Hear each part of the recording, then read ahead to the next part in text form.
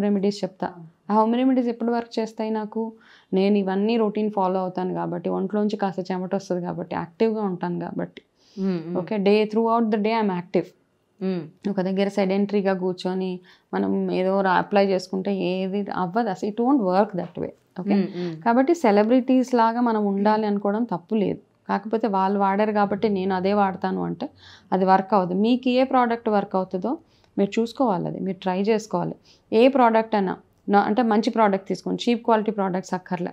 But quality ఉన్న product కూడా work చేయాలంటే, ఇప్పుడు నైట్ క్రీమ్ రాసుకుంటారు డల్నెస్ వస్తుందని. డల్నెస్ ఎందుకు వస్తుంది అంటే మీరు రాత్రి అంతా నిద్రపోవట్లేదు, సరిగా నిద్రపోవట్లేదు కాబట్టి కళ్ళ కింద డార్క్ సర్కిల్స్ వస్తున్నాయి.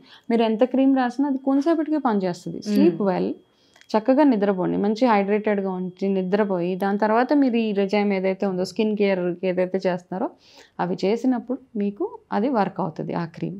Okay, and too much of sunscreen is also not good as per one study. చాలామంది లాలా పెట్టేస్తూ ఉంటారు.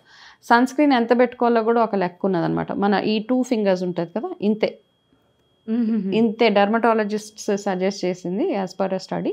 ఇంత మాత్రమే, 2 అంగుళాల ఇంత సన్ స్క్రీన్ కంటే ఎక్కువ అక్కర్లే, అది ఒక్కటే సరిపోతుంది. మీరు ఇంత తీసి పెట్టేసుకున్నా అదేం వర్క్ అవ్వదు. కాబట్టి చిన్నపిల్లలు త్వరగా మాకు ఏంటంటే రిజల్ట్ వచ్చేయాలని ఎక్కువ రాస్తాం మేడం మేము. Don't work. అండ్ చిన్నపిల్లలకి సన్ స్క్రీన్ అస్సలు పెట్టొద్దు. చిన్నపిల్లలకి let them be that baby skin, అదే వాళ్ళకు ఉండనివ్వండి. చిన్నపిల్లలకి ఎండ్లోకి తీసుకెళ్తుంటే వాళ్ళకి ఫుల్ సన్ స్క్రీన్ రాసేసి, sunscreen is bad for kids.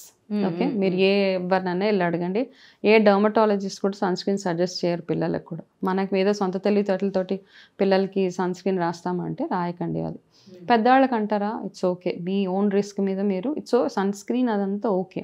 సన్లో వెళ్ళినా కానీ మనకి ఏమీ అవ్వకుండా ఉండాలి అంటే మీ బాడీ ఎట్లా ఉన్నది అన్న దాని మీద డిపెండ్ అయి ఉంటుంది.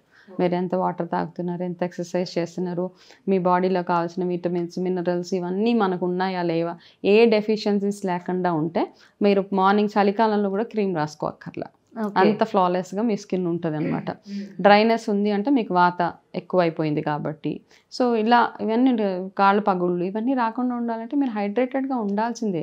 డి విటమిన్ కావాలంటే డి విటమిన్ కాసేపు ఎండలో కాసేపు ఎక్సర్సైజ్ చేయడం, వాకింగ్ చేయడం ఇవన్నీ చేయాల్సిందే. నేచర్కి కనెక్టెడ్గా ఉండడం ఇవన్నీ చేస్తే. కానీ ఈ రోజుల్లో డి విటమిన్ దొరుకుతుందంటారా సన్ దగ్గర నుంచి? ఇంకా వెళ్ళి కూర్చోవాలి, తప్పదు కదా. మనకి పొల్యూషన్కి దేనికి అసలు mushroom is very good absorption. Mushroom D vitamin బాగా అబ్జార్బ్ చేస్తుంది. కాబట్టి మష్రూమ్ వండుకునేటప్పుడు కూడా కాసేపు ఎండలో పెట్టి వండి తింటే అది చాలా ఎఫెక్టివ్గా వర్క్ చేస్తుంది. ఇదొకటి డి విటమిన్కి మనం ట్రై చేయొచ్చు.